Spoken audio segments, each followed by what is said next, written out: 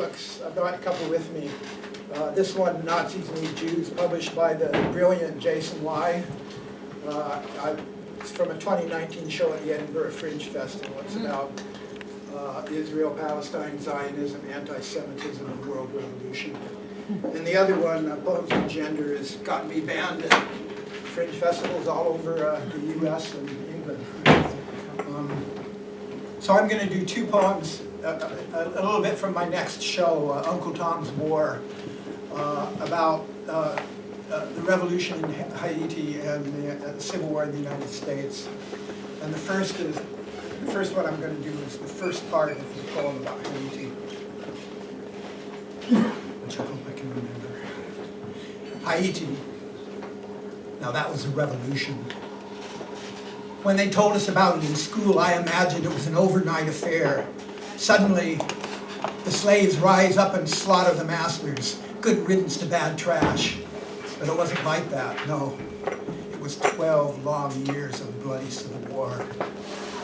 Haiti, in all the Americas, from the Boston Tea Party to Simon Bolivar, you were something different, something more, beyond independence, revolution made by slaves to end slavery, and you won.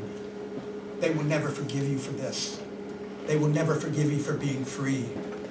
Haiti, you were the perfect storm, the explosive combination of high mountains and wide plains, fresh running rivers and tropical rain, trade winds and ocean currents.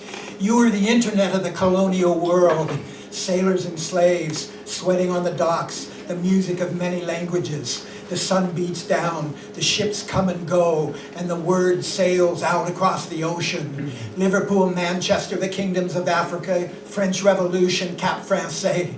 You are the tip of the triangle, the first port of call in the slave trade, the pearl of great price that the monsters fought to own, the richest colony the world had ever known, back in the days when sugar was spun into liquid gold. Why is sugar so sweet? Maybe it's the blood that makes it so.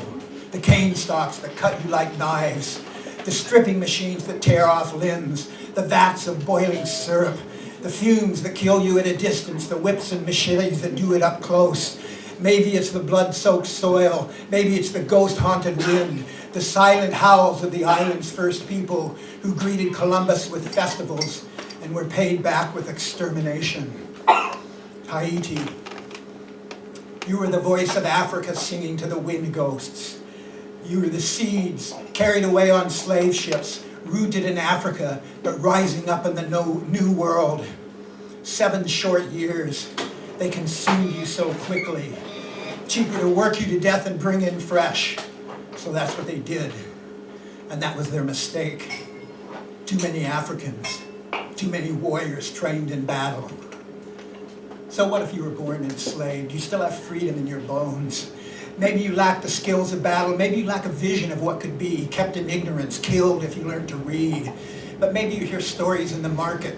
You hear about kingdoms across the ocean and imagine, what if you grew up in a powerful kingdom? What if you fought in a war, were captured and sold as a slave? What if you were strong enough to survive the Middle Passage and then you were sold into the field in the sugar refinery?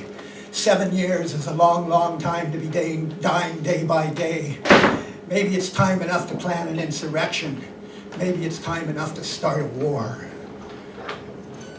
When I was a young revolutionary, I read a quote from Mao Zedong.